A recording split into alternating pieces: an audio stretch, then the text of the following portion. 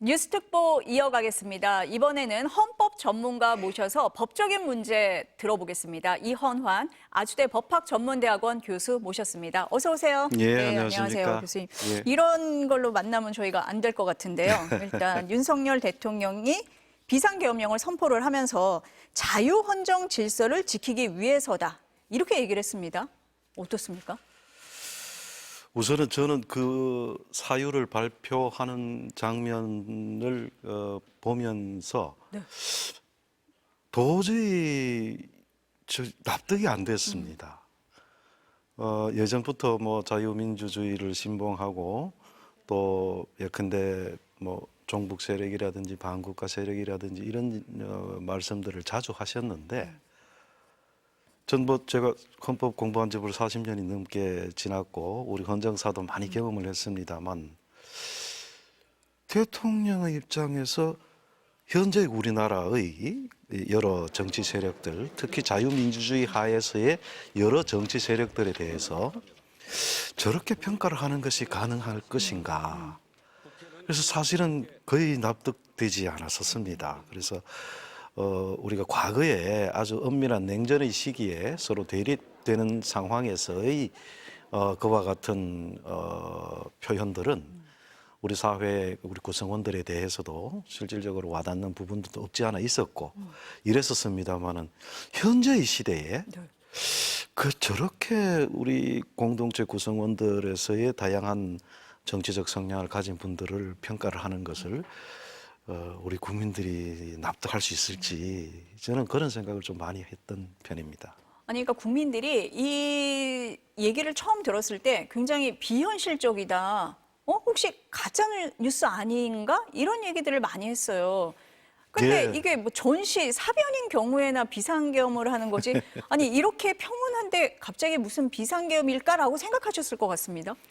예, 개인적으로 저는 네. 뭐 과거 유신 시절에 그런 여러 가지 뭐 국가 비상적인 상태에서의 국가 긴급권이라든지 또 5.50 출범하는 당시에 어떤 5.17 계엄 확대 조치라든지 그러한 것들을 현실적으로 사실은 경험을 했었기 때문에 어제 비상계엄 선포를 이제 말씀하시는 걸 들으면서도 일단 제가 느낀 것은 뭐 이렇게 황당한 느낌이 제일 먼저 들었습니다. 그리고 저희 같이 이렇게 직접 체험을 했던 분들은 그나마 과거의 것에 대비해서 어제 선포를 이제 비교를 할 수도 있겠지만은 그 이후의 세대들 벌써 그게 40여 년 전에 이제 있었던 것이니까 그 이후에 태어나신 분들은 상상하기가 어렵지 않았겠느냐. 도대체 비상계엄이라는 것이 어떤 것인지 그 자체에 대한 인식부터도 평상시에 전혀 아마 갖고 있지 않은 상태에서 갑자기 비상계엄 선포 이렇게 표현을 하시니까 발표를 하시니까 정말 일단은 쉽게 받아들이기가 어렵지 않았겠느냐. 저도 그런 느낌이 많이 들었습니다. 요건과 절차 면에서 법적으로 어떻게 보십니까? 실제로 이 계엄이라고 하는 것, 현재 비상계엄과 경비계엄으로 나뉘어져 있고 계엄법이라고 하는 데서 규율을 하는데 그 계엄에 관련된 헌법 규정과 계엄법 규정은 약간의 변화가 있긴 했지만 매우 오래전부터 그와 같은 규정들은 거의 변하지 않고 그대로 이어져 왔습니다. 그래서 헌법 규정에서 현재 헌법에서는 77조 규정에 있는데 전시, 사변 또는 이에 준하는 국가 비상사태 이렇게 되어 있습니다.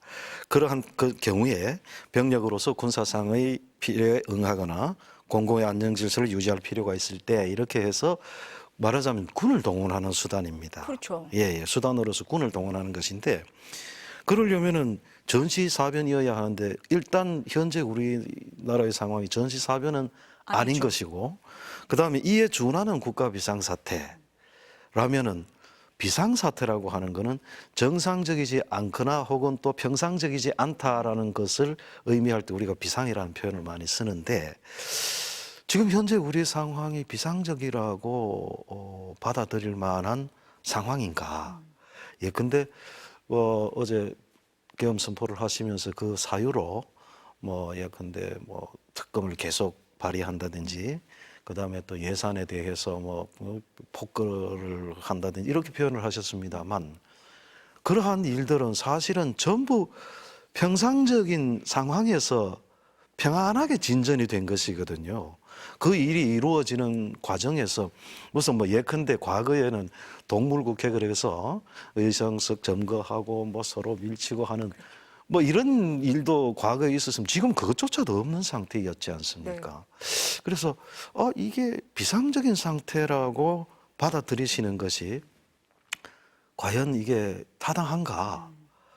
그래서 물론 이제 행정부의 수장으로서 행정부가 앞으로 집행해야 될 법률, 예산 등등 관련해서 그 국회에서 그에 대한 제약을 자꾸 두게 되는 경우에 그래서 만약에 이게 비상적으로 그 예산안이 그런 식으로 책정이 돼서 내년에 예산을 집행하는 과정에서 정말 긴급히 써야 할 부분들을 쓰지 못하는 상황으로까지 되어서 사회가 매우 혼란스럽게 됐다든지 그렇다면은 비상적인 사태라고도 받아들일 수 있지만 지금 예산 상황이라고 하는 거는 국회의장께서 한 열흘 정도 또 서로 타협할 기회도 또 부여를 했고 전혀 현재 그것이 현실화되지 않은 상태이란 말이죠. 그렇다면은 적어도 그 부분에 관한 한에서는 앞으로 벌어질 수 있는 비상사태에 대응해서 지금 어떤 계엄 선포를 한다 이런 의미가 되는 것인데 이건 원칙적으로 헌법상 허용되지 않는 부분입니다. 그럼 절차 부분에서는요, 계엄 선포를 하기 전에 국무회의 심의를 거쳐야 된다라고 되어 있잖아요. 그렇습니다. 지금 뭐 심의를 거쳤다 안 거쳤다 얘기가 있습니다. 이거 어떻게 절차를 진행해야 되는 겁니까? 일단 그 계엄 선포를 하기 위해서는 실질적인 요건과 형식적인 요건, 절차적 요건이 있습니다. 근데 앞서 말씀드린 이에 준하는 국가 비상사태이냐 아니냐 하는 것은 실질적인 요건이라면 그 다음에 거쳐야 하는 것이 바로 국무회의 심의라고 하는 부분인데 어쨌든 우리 헌법 77조 규정이라든지 혹은 또 89조의 국무회의 심의 사항 규정에 계엄 선포 및 해제 여부에 대해서는 국무회의 심의를 거치도록 되어 있습니다. 그렇기 때문에 일단 계엄을 선포하기 위해서는 국무회의 심의를 반드시 거쳐야 합니다. 물론 국무회의 심의라고 하는 여기서 심의라고 하는 표현이 뭐 예컨대 단순히 그 회의체로서의 국무회의에 자문을 얻는다든지 아니면은 국무회의의 실질적인 권한으로서 안건에 대해서 의결을 한다든지 이거는 이제 국무회의의 결정 방법 중에 양극이라면 심의라고 하는 건 그 중간 단계쯤 됩니다.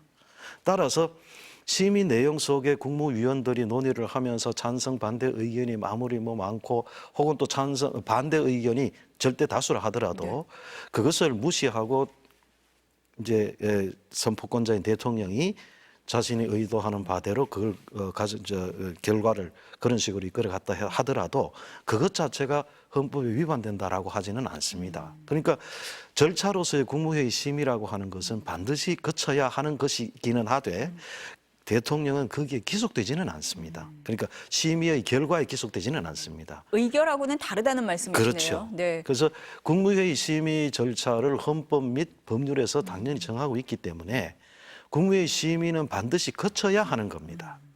그러면 국회에 바로 통과하지 않은 부분 그리고 그 해제 요구안이 결의가 된 다음에 의결이 된 다음에 바로 해제하진 않았거든요. 뭐 그 대통령실의 해명으로는 국무회의 의결 정족수가 바로 되지 않아서 그렇다라고 얘기를 합니다. 그 부분은 어떻습니까? 일단 뭐 국무회의 계엄 선포 후에 바로 통과해야 한다라고 되어 있는데 바로 통과하지 않았다라고 하는 부분, 그건 예컨대 뭐 공식적인 어떤 송부 절차를 거쳐가지고서 이렇게 통보가 되지 않았다. 그래서 통보가 안 됐으니까 비상계엄 선포 행위가 효력이 없다. 이렇게 말할 수 있는 것은 아니고요. 일단은 뭐 공식적으로 대외적으로 공표를 했고 그다음에 국회가 그것을 일단 알게 된 상황이고 그런 다음에 국회에서 의원들이 다시 또 모여서 해제 요구에 의결을 했기 때문에 그 일련의 절차는 크게 문제되지는 않습니다. 그리고 해제 요구를 의결을 했을 경우에 그것을 대통령이 얼마만큼 시기 내에 해야 되느냐. 보통은 이제 해제 요구를 하는 때는 반드시 해제하여야 한다라고 돼 있어서 그걸 뭐 해제 의결 딱 있고 난 다음에 뭐 몇 분 후에 해라 이런 혹은 또 몇 시간 내로 네, 해라 네, 이것은 네. 사실은 별로 뭐 바람직스럽지 그렇게 해석하는 건 바람직스럽지 않은 지체 없이 것이고. 해야 된다라고 돼 있지만 그렇죠. 이것은 해석의 영역이 좀 있을 수 있다 이렇게 보시는 거네요. 그러니까 일상적으로 우리가 예상할 수 있는 시간의 범위 내에서 이제 의결을 했고 그다음에 그 의결을 곧바로 이제 공식적으로 대통령에게 네. 이제 그것을 통보를 하면 그 통보를 받은 다음에 비로소 이제 얼마 만에 할 것인지 여부 그때부터 지체 없이라는 말이 적용이 되는 것이거든요. 그래서 그 부분에서 그 의결이 있고 난 후에 아마도 그 의결은 그 계엄 선포 후에 2시간 반 정도 지난 네. 다음에 의결이 된 것으로 어제도 제가 이제 그렇게 봤습니다만 그 다음에 몇 시간 이내에 이행이 됐다면 그것 자체를 뭐 지체 없이 해야 되는데 그게 위반되었다 이렇게 표현하기는 적절치 않은 것 같습니다. 그 포고령 1번에 그 정당의 활동을 제한하는 부분하고요. 국회에 그 무장을 한 계엄군이 들어온 부분, 그 부분은 뭐 위법적인 부분이 있다고 봐야 됩니까? 어떻습니까? 사실은 네. 그 어제의 비상계엄 선포가 헌법 및 법률의 그 위반 소지가 크다라고 하는 부분이 바로 그 부분입니다. 일단은 그 국회의 활동을 제한하는 네. 군인들이 직접 들어가서 뭐 창문을 깨뜨리고 들어가고 또 뭐 중요 어떤 분들을 뭐 지금 나중에 이제 얘기를 듣기로는 중요한 의장이나 혹은 또 여야의 그 대표들을 뭐 예를 들어서 뭐 감금한다라든지 뭐 이런 얘기가 더 나오는 것 같아요. 네. 그건 사실 여부에 대해서는 저는 모르겠습니다만 어쨌든 계엄군이 국회 내로 진입했다는 것만으로 그 자체로 국회의 권한 행사에 대한 상당한 제약의 의미를 담고 있습니다.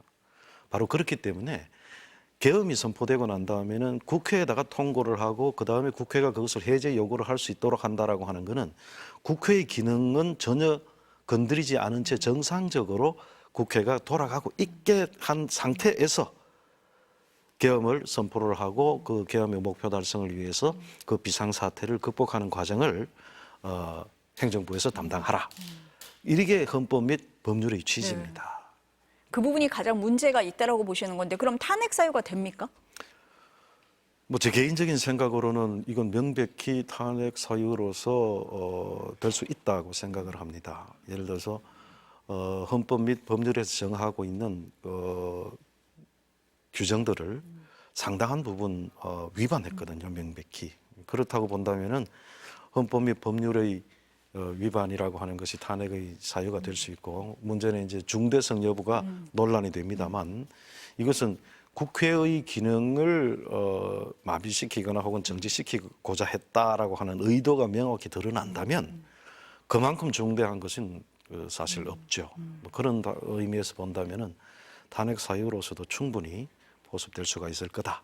저는 개인적으로 그렇게 생각을 합니다. 법 위반에 따른 뭐 수사나 처벌은 어떻습니까? 대통령의 경우에 재직 중에는 그 형사소추가 되지 않잖아요. 근데 이 경우는 좀 다릅니까?